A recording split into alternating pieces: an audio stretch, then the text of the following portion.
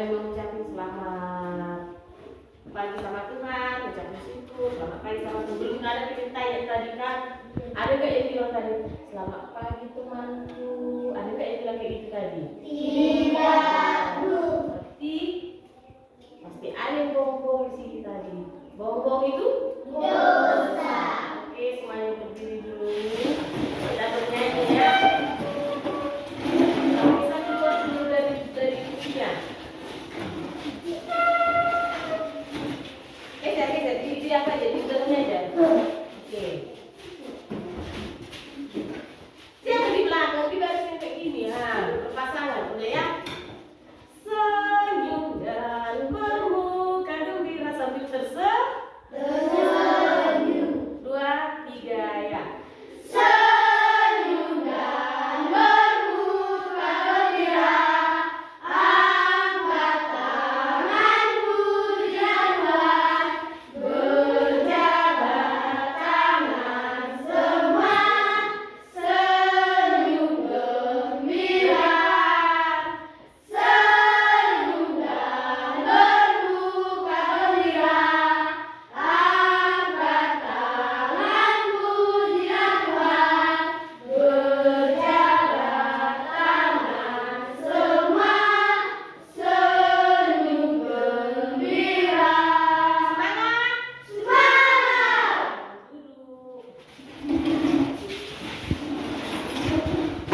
Nah, ada yang bisa membawakan doa untuk belajar pada pagi ini? Yang memimpin doa siapa? Kalian siap? Maju kalian.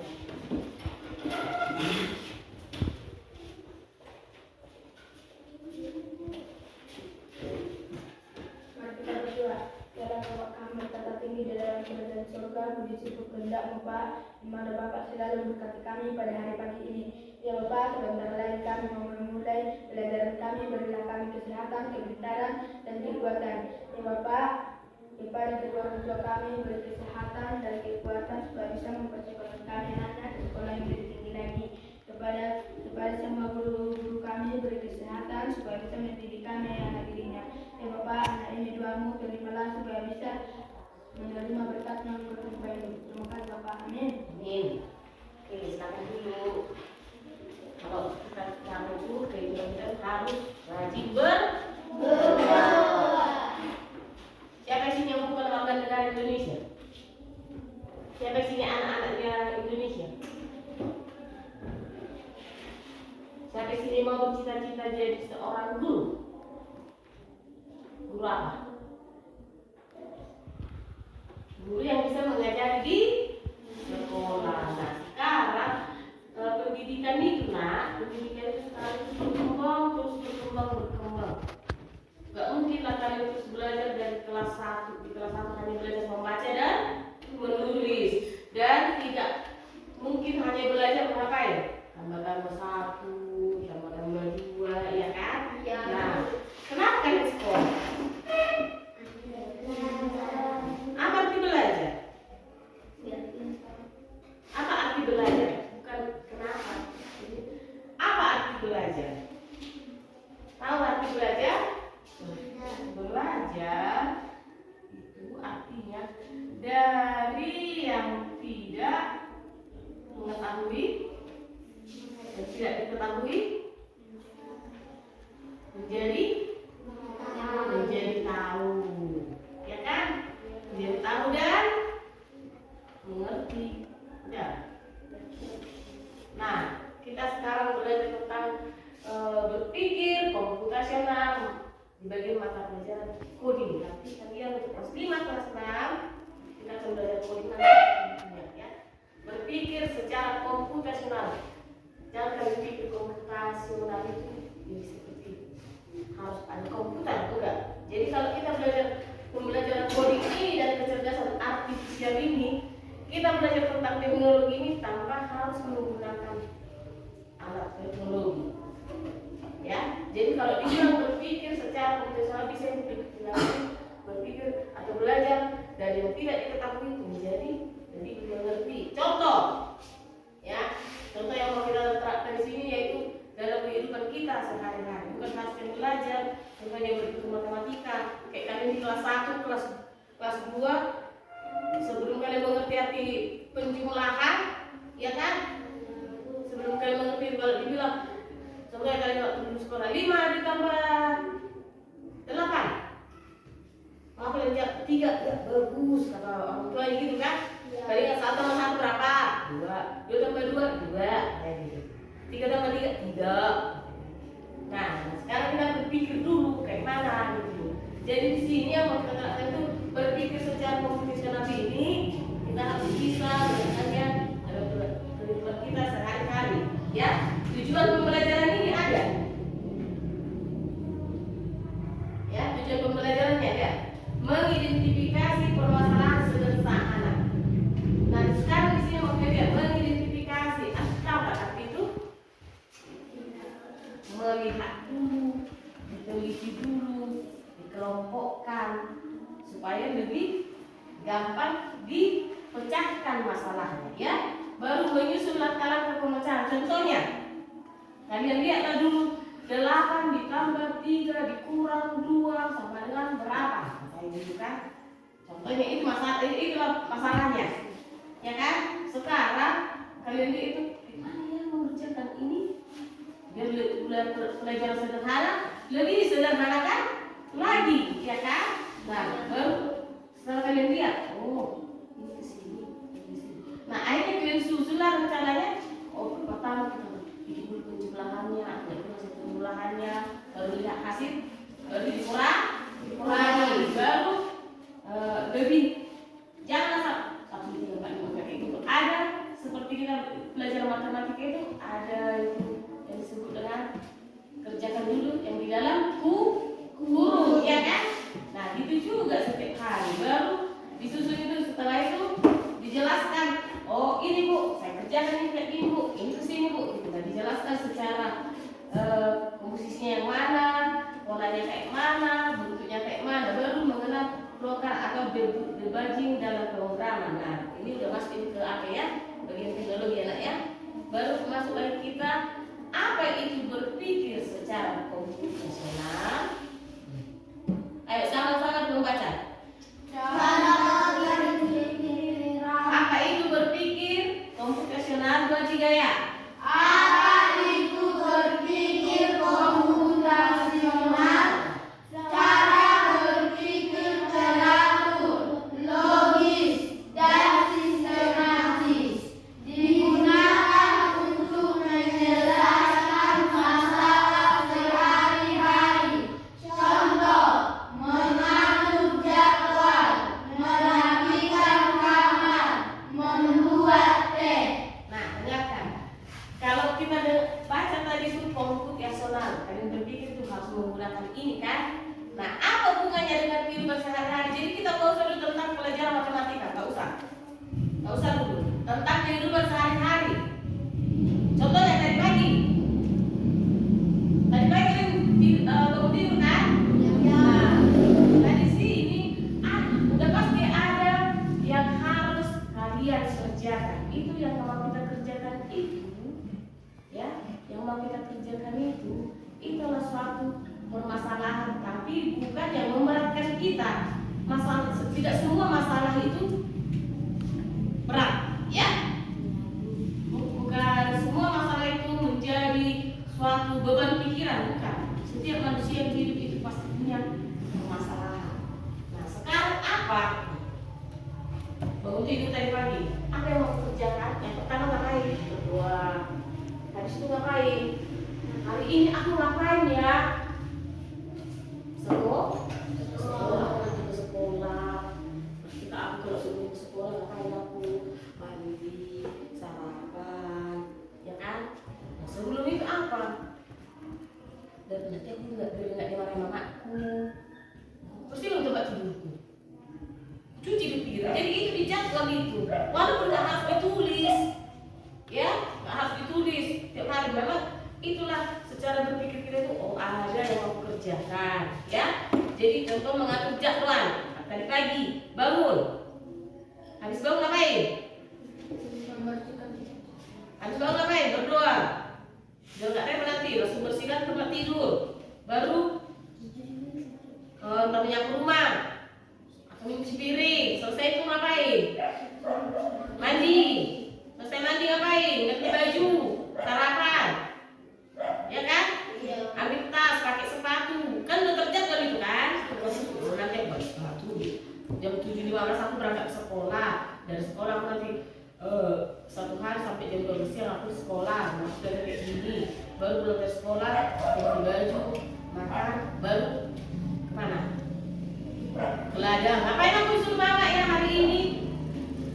Jaga adik kah? Ya kan? Atau memasak di rumah kah? Atau nyuci kain kah? Atau pergi ke sawah bantuin orang tua? Apalagi sekarang kita sudah mulai turun ke sawah untuk kita kan? Nah itulah, untuk menyelesaikan masalah itu harus berpikir secara teratur.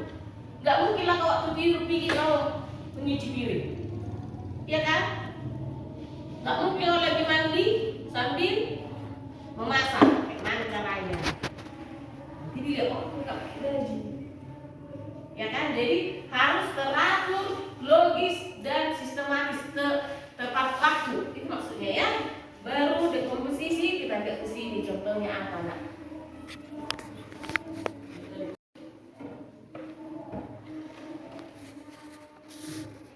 Memecah masalah besar jadi lebih kecil.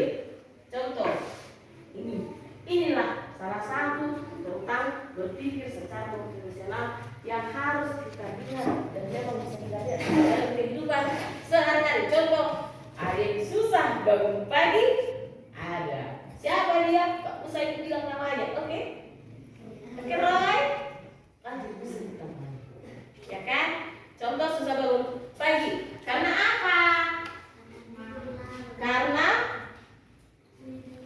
terlalu banyak bermain malamnya, walaupun nggak belajar, tapi banyak main handphone, nonton TV, ya kan? Akhirnya tidur terlambat, telat, jadi tengah malam, ya kan? Enggak, lupa apa?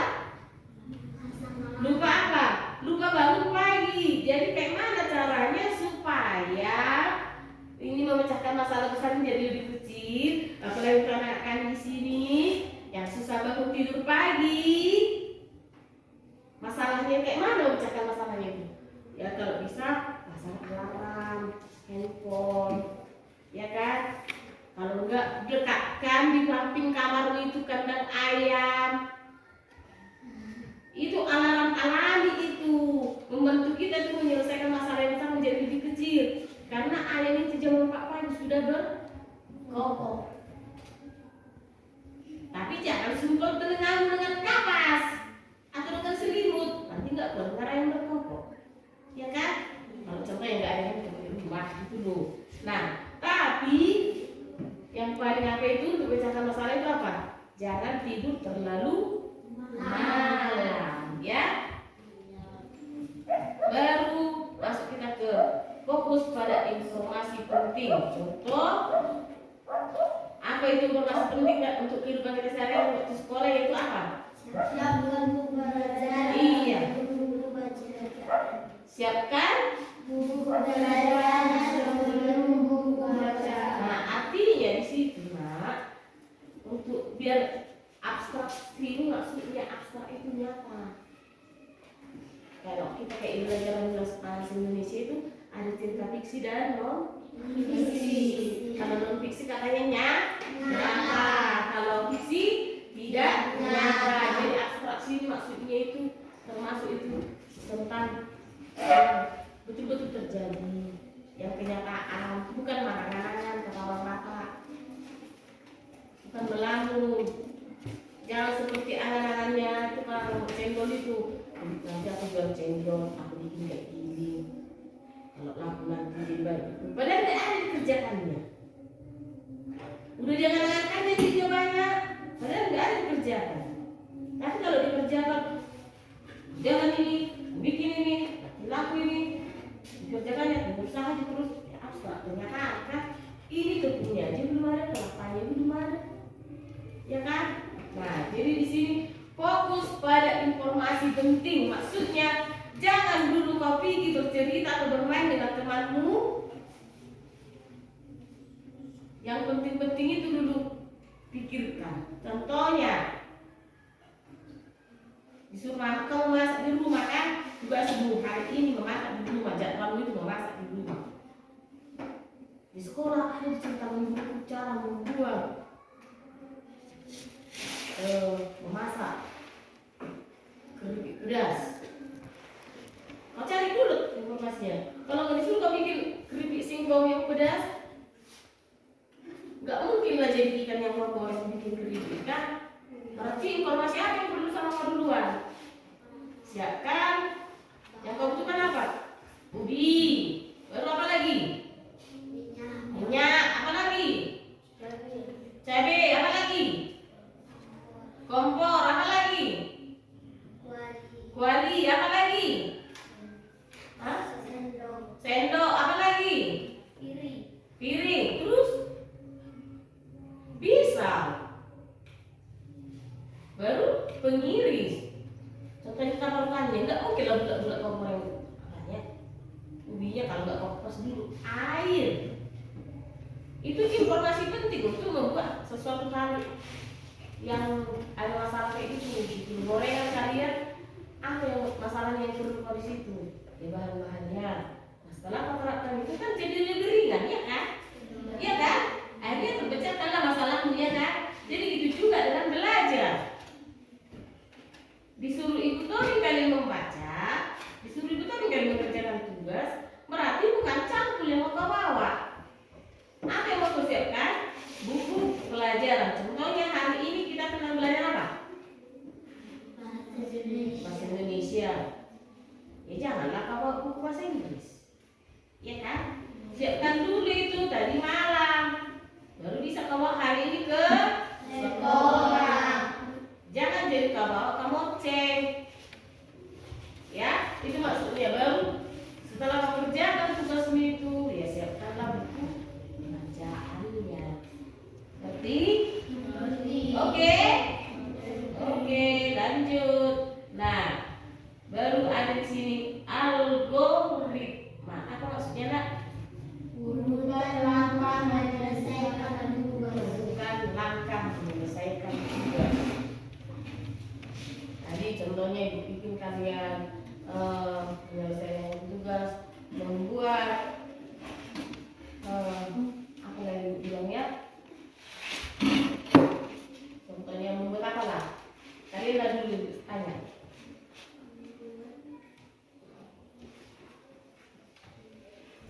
Apa? Membuat suatu lukisan. Itu contohnya. Lukisan tentang pemandangan alam. Jadi yang pertama kalian itu apa? Yang kalian siapkan apa, Nak? Pensil, gambar, warna dulu. Nah, di sini juga contohnya tentang langkah kalian yang mandi tadi pagi berangkat mau ke sekolah, mandi dulu. Tentang yang pertama itu apa? Ambil handuk, ya kan? Ambil handuk, masuk ke kamar mandi. Di kamar mandi apa yang pertama itu apa? Sikat gigi, baru sikat gigimu, kumur-kumur, ya kan? Baru mandi, ambil sabun, bersihkan telinga, mata, hidung, rambut, pakai sampo, pakai sabun mandi, baru siram dengan bersih. Itu urutannya, Nak. Kalau langkah-langkah mandi kayak gitu kan? Ya, kalau langkah-langkah memasak apa ini? Pertama, siapkan dulu bahannya, bawang, cabai. Nah itulah algoritma itu jadi masuk itu ke sistem matematikanya itu. Mana ya? Contohnya kalau sikat gigi, nggak mungkin lah langsung satu odol itu kau bikin kan? Nanti ada takarannya kan? Ada komposisinya, ada ukurannya. Nggak mungkin kau mandi langsung kau angkat satu bak itu kau tumpahin ke kepalamu. Tapi ada gayungnya, ya kan? Nggak mungkin sekali langsung mandi kau bikin ember yang besar aja. Kata ibu agama, jaga diri di dalam kelas 3.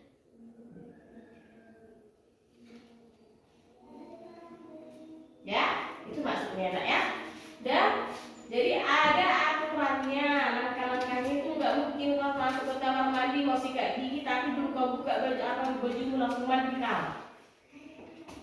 Ada aturannya. Jadi langkah step by step, selangkah demi selangkah ada aturan. Dalam hidup ini pun ada aturan. Rule of game katanya. Dalam hidup ini ada aturan permainannya. Sedangkan main-main kan ada aturannya kan. Main kasti kan, kalian bilang itu main kasti. Ini artinya itu baseball. Ya, itu dia. Jadi ada urutan langkah menyelesaikan tugas. Oke? Oke nak, bisa ngerti? Bisa. Baca dulu apa itu? Simbolnya apa? Lingkaran, lonjong, mulai, selesai. Nah itu jadi kita pilih namanya. Nah, ini udah masuk ke bahasa Inggris dulu. Kita kemarin udah belajar itu kan. Belum lagi kita belajar bahasa Inggris kan? If itu jika. Arti if itu jika ya. Baru barangkali. Nah dari semua kita ambil di sini lah yang ini. Dan semua yang kita pelajari itulah yang tadi itu contohnya pasti tidak semuanya itu langsung berhasil. Ya kan? Contohnya memasak tidak semuanya langsung berhasil. Pasti ada keasinan, ya kan?